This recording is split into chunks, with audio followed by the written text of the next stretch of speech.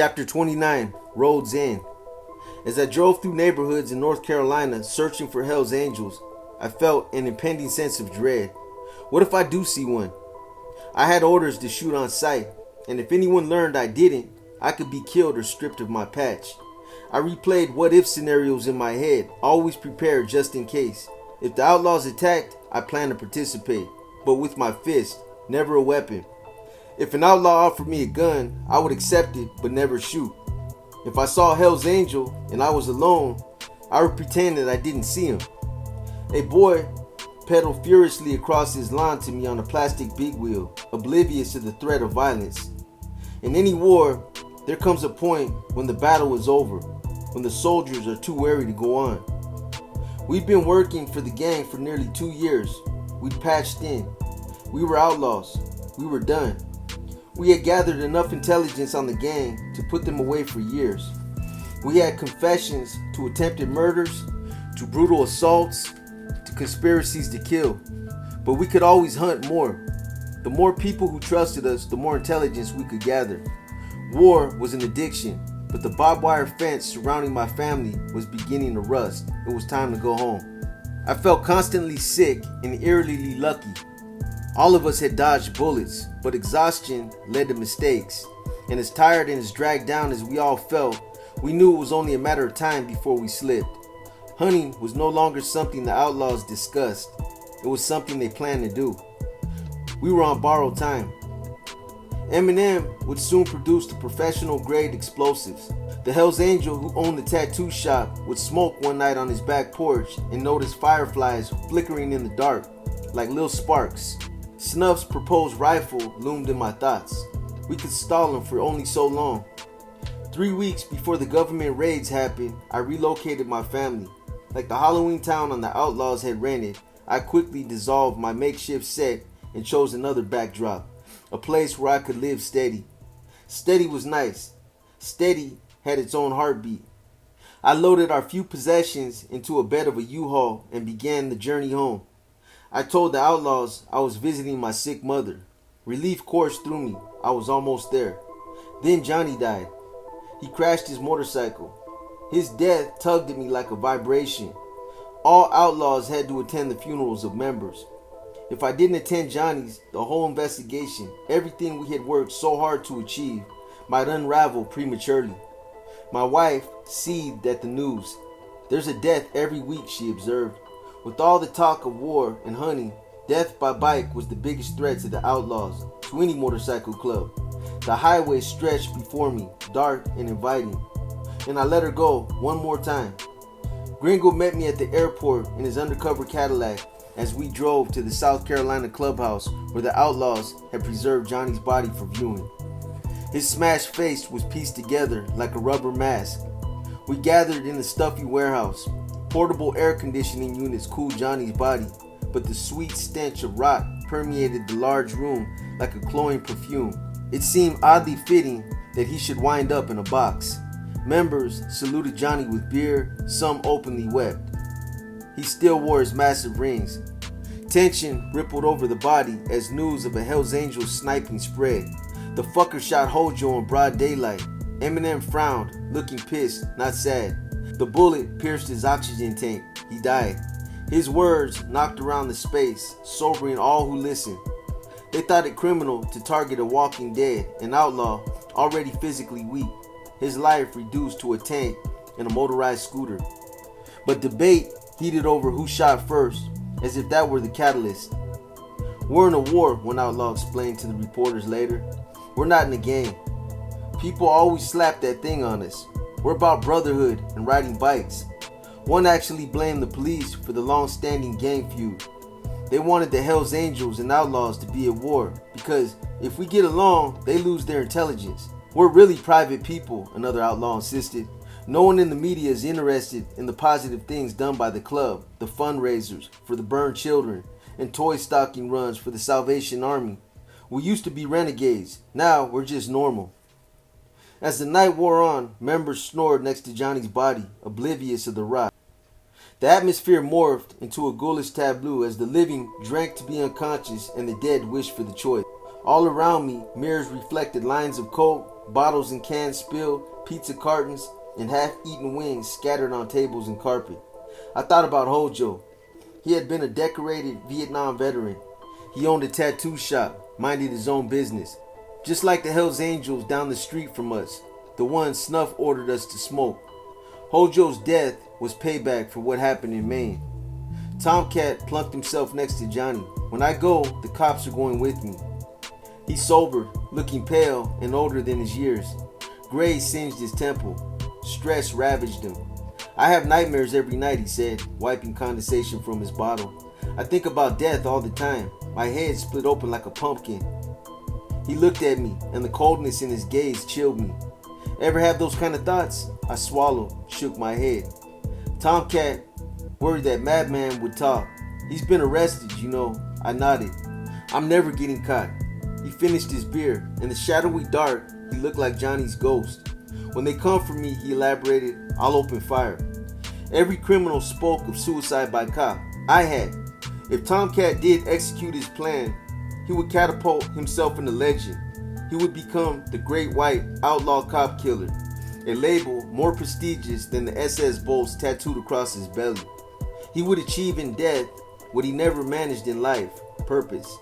Tomcat dozed into his nightmare, his head resting on Johnny's glazed white arm. I switched off my recorder. In the haze, in the quiet, I processed Tomcat's exit, haunted by his promise. He would rather die an outlaw than face a life behind bars. Being a gangster was part of his blueprint, part of his identity. He accepted his scarred present, his life without future. Johnny was lucky, he said. He died the way he lived, with no responsibility, no repercussion, a true outlaw. He finished well. Johnny's funeral procession the next day resembled a presidential cavalcade. Because my arm was in a sling, I led the pack over 300 marauding sociopaths in my undercover SUV. Outlaw support clubs roared alongside us. Crowds on the sidewalks parted for the procession. Police fanned around us like paparazzi, snapping photos, recording identities, absorbing the bearded faces, SWAT stickers and skulls. The outlaws still in costume played solemn, acting with self-preservation. Most had to know that the body in the box, calm-faced and frighteningly ordinary, could just as easily have been them next week, next year. It was what I would have become had I stayed a criminal. Family mixed with bikers and shed real tears. The club had its own minister who presided and blessed the body. Every outlaw signed a legal agreement when he joined, specifying whether he wished to have a biker or a traditional funeral. It was important to know how they wanted to be remembered. They were outlaws forever, forever outlaws. You think he'll do it? I shared Tomcat's suicide threat with JD only to learn that Tomcat had also warned him. We have to prepare like he will. On a quiet June morning just before dawn, federal agents, state police troopers, and Old Orchard Beach police descended on a small house at 5 Sandy Circle. They crouched behind bushes, crunched along a gravel path. The skies, heavy with impending rain, held a sense of foreboding. A top window cracked open. A curtain fluttered in the breeze. The agents wore bulletproof vests and full riot raid gear and brought videotape and an armored tank. Then gunfire shattered the stillness. 4 ATF agents armed with rifles returned fire. And in less than 7 seconds, Tomcat's life ended. Police found his body in the top bedroom, still clutching his empty 10-shot 40 caliber semi-automatic pistol. Propped against the wall, his rifle and shotgun waited beneath a banner that read, God forgives, outlaws don't. Tomcat's wife sobbed on the bed beside him, spattered in his blood. Across the hall, their young daughter blinked back tears. The whole scene was unsettling, a neighbor reported. The word unsettling repeated in the media, definitive and empty. Tomcat's death hit me especially hard. He represented what I might have become had I embraced that life. He had a family too. Meanwhile, on Milwaukee's south side, federal agents dressed in bulletproof vests and full raid gear stormed the outlaws' headquarters, an ominous black fortress boldly painted with the skulls and pistons.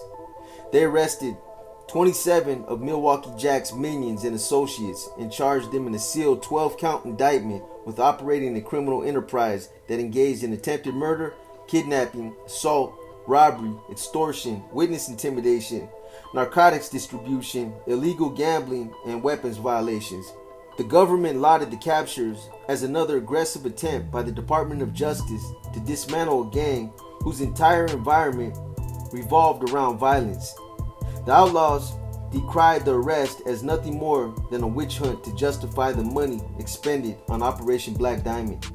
The raids that spanned multiple states, including Wisconsin, Maine, Montana, North Carolina, Tennessee, South Carolina, and Virginia, produced an arsenal of illegal firearms: Mac 11s, Uzis, machine guns, assault rifles, sawed-off shotguns, small caliber handguns, explosives, and large quantities of marijuana, cocaine, and oxycodone. With purported gangsters behind bars, the government prepared to litigate against a violent enterprise that ruled by fear and intimidation, and lived, breathed, and celebrated that violence. But prosecutions against motorcycle gangs have notoriously led to deadly consequences for witnesses. The case of the Milwaukee Sentinel carrier, Larry Arsenet, still smarted in people's memories. The teen blew up when he picked up a bomb disguised as a present. It had been placed on a car owned by a member of a rival motorcycle gang who had testified against the outlaws. 6 unsolved murders followed Arnstadt's bombing. Survivors of the explosion, both outlaws and civilians, purported to have no knowledge of who placed the bomb on the car. In addition to murder, gangs, including the outlaws, have litigated and won lawsuits against law enforcement for allegedly exercising excessive force and overkill when conducting raids. One account reported a full-scale armed raid on a biker gang's headquarters, replete with snipers on rooftops, bulletproof vests, and a tank after a woman was found bleeding on the pavement outside the gang's clubhouse door. Police arrived with all the boys, all the toys, and all the weaponry, and aimed to create shock and awe. But all they achieved was to make a gang of hairy, scary outlaws look like sympathetic characters and victims of excessive force. America is a wonderful place, one biker remarked to reporters after emerging victorious in his lawsuit. Thanks to the police, every one of us has a new motorcycle, and I've bought a very nice house in the country. Milwaukee Jack sued too, complaining of mental anguish, anxiety, emotional distress, and loss of enjoyment of life as a result of police harassment. Law enforcement arrested him after reports that he was laying in wait on his clubhouse rooftop armed with 2 rifles. His version was fixing a leaky roof. 19 officers rushed the clubhouse without warrants, shoving guns in our faces. When reporters asked some of the outlaws to explain the 2 long rifles officers recovered from the rooftop, one remarked, "You know, we don't talk." Of the 27 indicted, 23 entered guilty pleas. 4 proceeded to trial in a federal Richmond court, 2 were acquitted, and the remaining 2, despite the threat of retaliation, did testify for the government. Madman pled guilty to conspiracy charges and insisted he executed Milwaukee Jack's orders when he shot the Hells Angel outside the clubhouse in Canaan, Maine. He's a wannabe national enforcer. A defense witness, an outlaw named Barbosa, dismissed Madman as a rogue who liked to pump himself up. Barbosa fidgeted on the stand and looked to Jack for approval after he uttered each statement as if he had been given a script in advance and was warned about improvisation. He conceded that some outlaws had acted like apes, thumping their chests, yelling and screaming, but as far as organized crime, never, no way.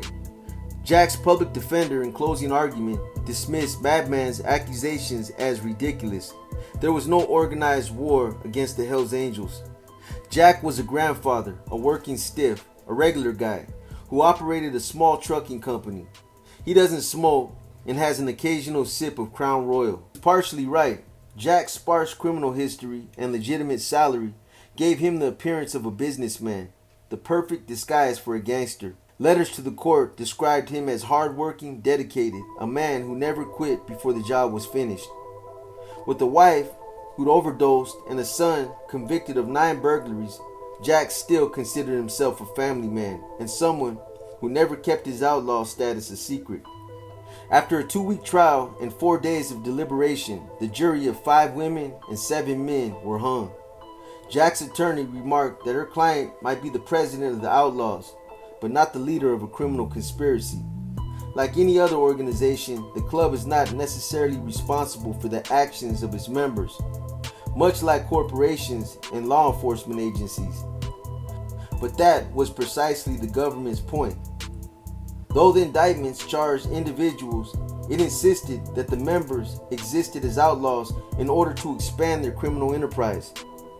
Jurors believed as much when they convicted Les, the former Copper Region boss and current vice president of the Outlaws South Carolina Rock Hill chapter, of conspiracy to commit racketeering and to commit violence in aid of racketeering. The government retired Jack, portraying him as the club's puppeteer. Prosecutors called him the worst of the worst, a criminal who spent decades dedicated to a criminal way of life, a man who needed to spend decades in prison paying for his crimes. And jurors wised up. They convicted Jack of racketeering and committing violent crimes against the Hells Angels. U.S. District Court Judge Henry Hudson called Jack a criminal architect who designed a culture of violence. He sentenced him to 20 years in prison. And while the press insisted that his conviction struck a crippling blow to the violent motorcycle gang, made Virginia a safer place, and transformed the agents who put their lives on the line into heroes, we all still lived at full throttle, still wary of the day Jack would be released. We had reason to worry. Snuff's attorney too begged for leniency, said a maximum sentence would mean that her client would never again see the light of day. When she wheeled Snuff to the podium, she hoped for sympathy. His worst repercussion, forfeiture of his motorcycle. His lawyer recited his many health issues: emphysema, diabetes, chronic pain, kidney stones. He could easily die in prison, she insisted. But the judge was unmoved. He pushed his readers high on his nose, glared at Snuff's imposing body in the wheelchair, and waited for him to grovel. That's unfortunate and a little too late, the judge groused. He directed his barbs at Snuff. You went into this endeavor with your eyes wide open. I know I screwed up, Snuff shrugged. Stick a fork in me, I'm finished. The judge sentenced him to 5 years in federal prison. In the end, most, like Snuff, pled for deliverance. They begged for mercy and concession. They insisted they hunted maggots, not people, not humans, with conscience. None showed remorse. Instead, they boasted of consistency and flaunted the most important tool of a gangster, the ability to kill, their conscience. As opportunists, they made deals, time in exchange for voyeurism, for a glimpse into their world, for a chance to stop their growth. They flipped on each other like a crafty outlay of dominoes, each the other's own worst enemy. The best witnesses are gang members, the police explained. Most have shifting loyalties, scores to settle, lasting grudges, and scorned friends. It doesn't take too much. As the members toppled one by one and went off to prison to live out lonely existences behind bars, the agents too resumed solo acts. Bobby returned to Iraq. Gringo and JD recycled into new undercover assignments in undisclosed areas of the country. And I quietly disappeared, comforted by the knowledge that I had helped to suffocate a criminal octopus whose hold over the East Coast had released a violent ink so debilitating it nearly crippled the communities suctioned in its tentacles. But like every sea creature, it was only a matter of time before it reproduced, mutated, revived, and spread new malignant cells.